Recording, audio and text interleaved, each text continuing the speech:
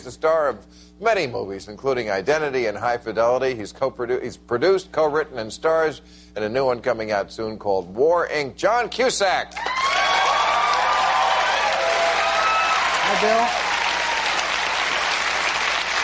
John, Bill. how are you? How are you, sir? How are you? Where are you? You're on the set of a movie you're doing? Yeah. Is it an Iraq movie? It's an L.A. movie. Oh. Well, I hope that does better than the Iraq movies, because the Iraq movies have not done well, and you have had the balls to do two of them now. You did one called Grace Is Gone last year? Yeah, that's true. That was a more somber drama about the costs and grief of this whole fiasco. And the one we did now called War, Inc.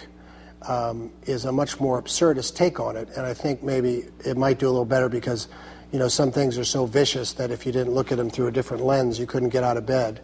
And certainly the war profiteering and immorality and illegality of this disastrous free market utopian enterprise out there is certainly well documented. Yeah, and I know that this movie you're about to do, or is going to be about to be released, is sort of based on the work of a guest we had on this show before, Naomi Klein, and she wrote this book called Shock Doctrine, which basically said that for those of you who think that the Bush people did not have a plan for the war, they did have a plan. It just was not the plan you thought of. It was more a plan about making money. Is that not right? Yeah, well, I think so. When we were writing it, I always greatly admired Naomi, and she wrote, I think, a wonderful piece called Baghdad Year Zero that I think she later expanded into that groundbreaking book that you mentioned, The Shock Doctrine.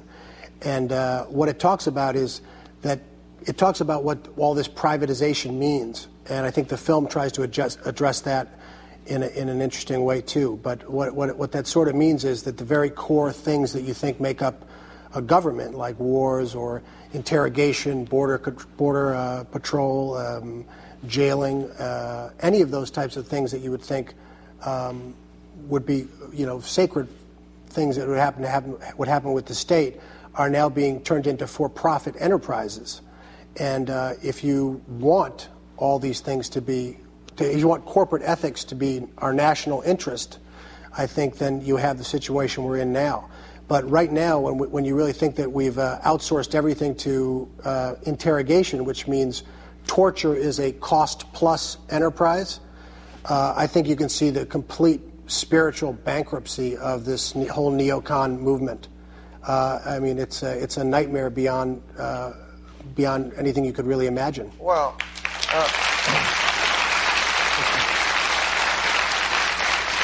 and of course, you know, easy to get applause here in L.A. But, I mean, if I may play devil's advocate, but I also sort of believe this question is, do you think it's really just the neocons, just the Bush administration, or is there a rot in America itself, that's a lot deeper? A lot of people, I think, in blue states and places that vote that way would think, oh, yeah, we get rid of the Bushes and, gosh, America returns to that America we used to love and think about with fondness. But I don't know. Don't you think the rot is a little deeper than just the Bush administration? Yeah, I mean, I think that what the Bush administration, you know, what's better than a hollowed-out guy like Bush to lead a movement that would hollow out the core functions of government, you know, and reduce governing to basically giving an ATM machine to its favorite corporations.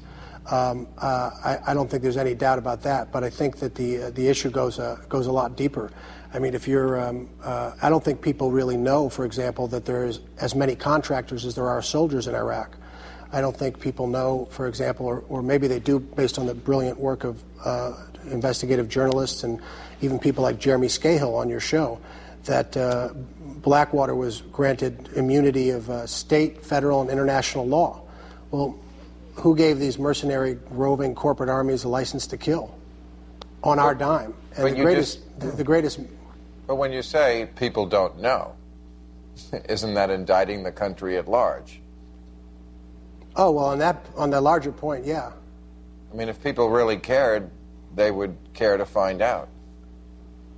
Well, but I think they're getting more and more information about it, and I think, some of these truths are so horrible that you don't really want to think about that. I mean,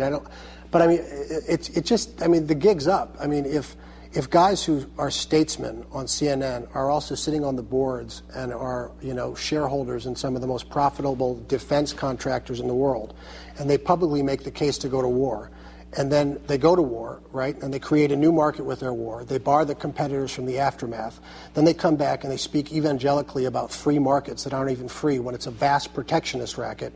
I mean, these aren't particularly subtle facts, and their stock prices jump 145%, or their companies are awarded $2.3 billion contracts.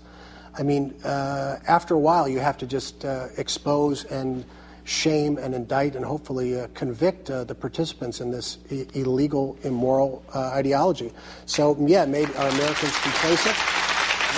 I'm not ready to. I'm not ready to give up or cede the Constitution of the United States to this bunch of hoodlums. But I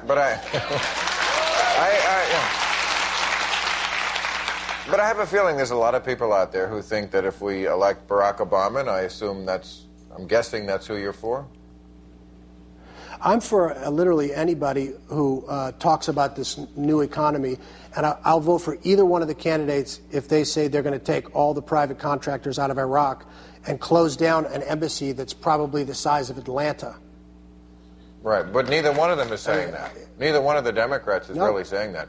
Democrats, Hillary and Barack Obama, they're not saying we're getting out of Iraq tomorrow. We can't get. What they're saying is we can't get out of Iraq, and we have to really stay around, because what if Al Qaeda is resurgent in Iraq? We have to be there to stop terrorism. So they're not up against the military-industrial complex, the Democrats. But this is beyond the military-industrial complex. This is an economy that's got the .com size money going around, and there's a feeding frenzy from these corporations. And not all corporations are bad. I own a Frigidaire, but it's not subsidized by the government, and it doesn't get anybody killed unless there's stuff I don't know about refrigerators. So I mean, there's a difference. So it's not anti-corporate in any way. You're saying that these companies. It's just impossible. Naomi Klein says in her book, it's impossible to know where Lockheed Martin stops and the government begins. Right. And what I'm saying is I don't think it's... I'm not sure if Barack Obama gets elected, that's going to change. Well, what's important is, I think all the politicians are going to be incrementalists, and they're going to say, I have to do what I have to do to get elected. But it's up to the public to put pressure on them to make that an issue in the Democratic race. It's I have a certain amount of sympathy for them both. And what about standing in front of the White House with a boombox like this? What would you think about that as a... I'm so glad right now that I'm on satellite, and I hope that you don't have a picture of that. We might when we show it. Thank you very much. Really? John Cusack, everybody. Okay, let's meet our...